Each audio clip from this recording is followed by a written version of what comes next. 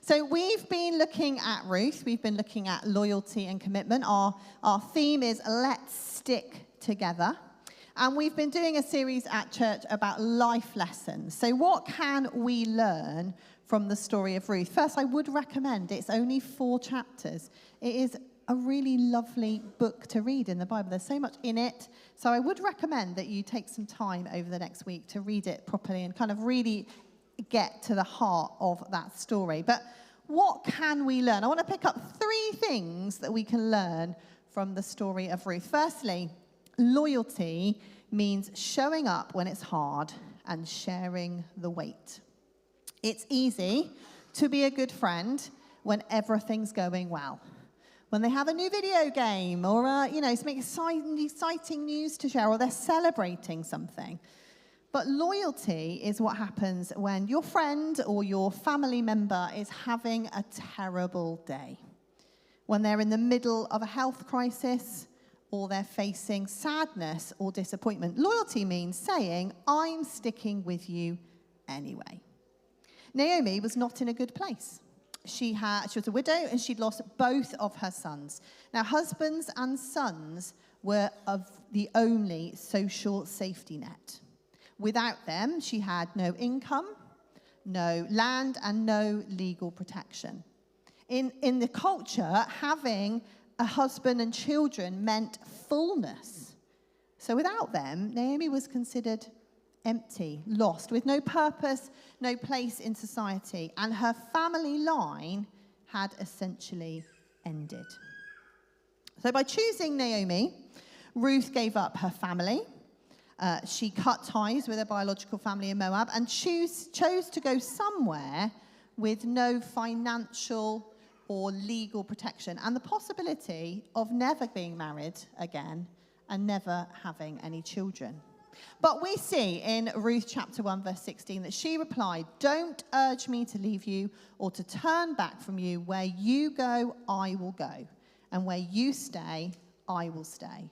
Your people will be my people and your God, my God. Now, I just want to demonstrate a little bit about this. So I'm going to need something to help me. And I guarantee that is the heaviest backpack has ever existed. Am I right? Erin carries around the whole world in that backpack. She really is. So do I have a volunteer? Ethan, can you come and be my volunteer, please? So Ethan, I'd like you. I do apologise, parents. Could you put Erin's very heavy backpack on? I mean, it's quite heavy, isn't it? Yeah, it's quite heavy. Imagine having to carry that around with you all the time. The weight. So imagine, if you will, that this is the weight of the world on your shoulders. You're having a particularly bad day. I know you're really strong, but bear with me. Look like it's really hard, okay? So you've got a really heavy backpack on. Now, being committed and sharing the weight is not coming and taking the weight off you. I'm not going to come and take the weight off you, but if I come down here, give me a second, and I do this. Let's move in so people can see. I do this. Does that feel a bit better? Yeah, okay. So you can take it off now. Thank you very much. I'm not taking the weight off you, but I'm there and I'm sharing the weight. And I'm making sure that I'm there to help you. So loyalty means showing up, which is what Ruth did, and sharing the weight. Number 2, commitment is a choice. It's not a feeling, and it's about the long haul. Feelings change all the time. One day you will feel like cleaning your room. Believe me, children, you will one day feel like cleaning your room. And then the next day you won't. One day you will love your job, your family, your life, and then the next day, not so much. Ruth probably didn't feel like working in a dusty field all day, but commitment means you keep your promise even when the warm, fuzzy feelings disappear. So, very quickly, just 1 second. Can you go back, Ramesh? Ruth said in chapter 2, verse 2, she said, one day Ruth said to Naomi, let me go into the harvest fields to pick up the stalks of grain left behind by anyone who is kind enough to let me do it. She said, I'm going to go and get some work. Okay, next slide. Let's think for a moment about the reality of Ruth's work. Firstly, back-breaking labor. The Torah law allowed the poor to walk behind the harvesters to pick up any stray stalks of grain. And it was called gleaning, and it involved long hours of constant motion in the heat. As a vulnerable, unprotected woman, Ruth would have been in constant physical danger. And as a foreigner, she would have faced hostility. And finally, she was relying on the charity of others. Gleaning was actually seen as quite a humiliating admission of how poor you were. You were relying on perhaps the carelessness or maybe even the generosity of the harvesters. She put herself in a really difficult position. And she chose to keep going. It says, again, a few verses later, it says how the foreman said to Boaz, she has kept going and doing this all day and has only taken a short break. Ruth didn't just help Naomi for an hour or a day. She moved to a whole new country. She changed her entire life. True commitment means we don't give up on people when they're having a bad week, or when they're grumpy, or when they're just a little bit hard to be around. Commitment is a choice. And finally, we look at God. God is the ultimate example of loyalty and commitment. And eventually, because of Ruth's incredible heart, a good man named Boaz noticed her hard work and took care of them both. Boaz was a relative of Naomi and willingly took on the role of kinsman redeemer to restore the family line and turn Naomi's emptiness into fullness. And by taking Ruth as his bride, Boaz was changing her status. It says in Ruth chapter 4, verse 9 and 10, then Boaz said to the elders and to the crowd standing around, you are witnesses that today I have bought from Naomi all the property of Elimelech, Chilion, and Mahlon. And with the land I have acquired Ruth, the Moabite widow of Mahlon, to be my wife. This way she can have a son to carry on the family name of her dead husband and to inherit the family property here in his hometown. You are all witnesses today. Both Naomi and Ruth were redeemed and restored. Sound familiar? The most amazing thing about this story is that it points directly to Jesus. On the cross, Jesus redeemed us to God's family and our inheritance. He also changed our status.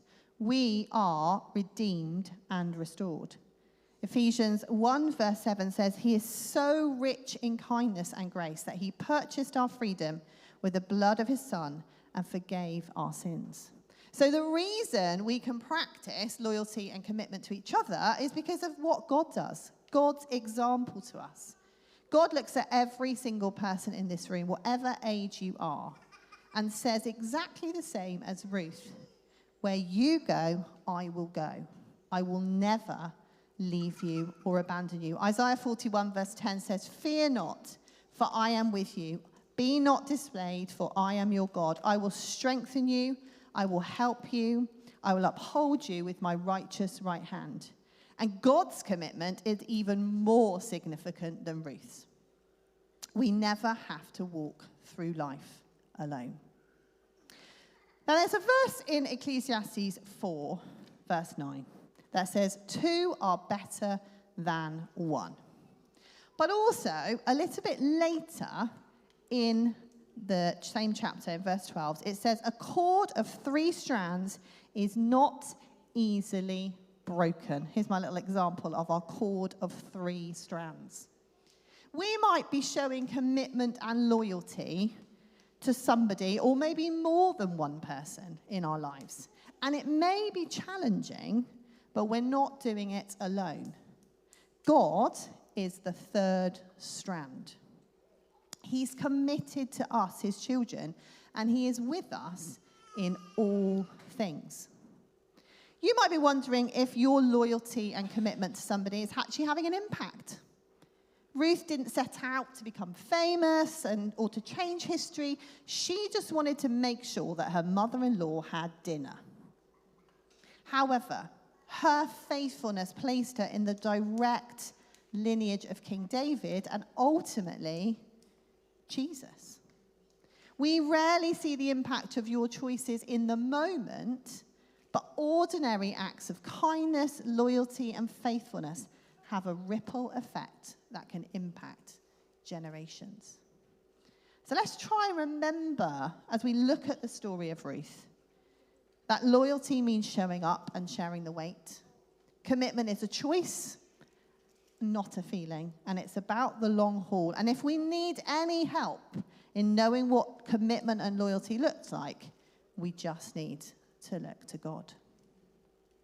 We're going to spend a few moments thinking about this. And we just want to give over a little bit of time for God to talk to us. There may be somebody really obvious that comes to mind that you know perhaps you need to show a little bit more of that commitment and loyalty to. We want to give you an opportunity right now just to listen to God. And children, this is for you as well. I like to encourage our limitless kids that God will talk to them. He doesn't just talk to the adults. In fact, often the children are listening more than the adults. Just saying. So Beth is going to come up and join me up here, and she is going to just lead. She's going to play for us, but we're not going to join in with the singing. You can come and sing, Ruth. That'd be lovely, but nobody else is allowed to join in with you. That sounds a bit mean, doesn't it? I just want you to listen. I just want you to listen to God. I want you to take yourself into a space in that moment of just soaking and sitting. And I want for you to think about, who is God calling you to commit to notice? Who does he bring to your mind? Is there a name? Or maybe it's a picture of somebody. Who is he? What's he telling you about that person? And what is he asking you to do? It might be that it's somebody who you were committed to helping and actually just got too hard. And you kind of just thought, is it even worth it? And the Holy Spirit might just want to prompt you and to be reminded of that person. So I do just want us very specifically to sit and listen and talk to God and hear from him. And children, this is definitely for you as well. Who is he bringing to your mind?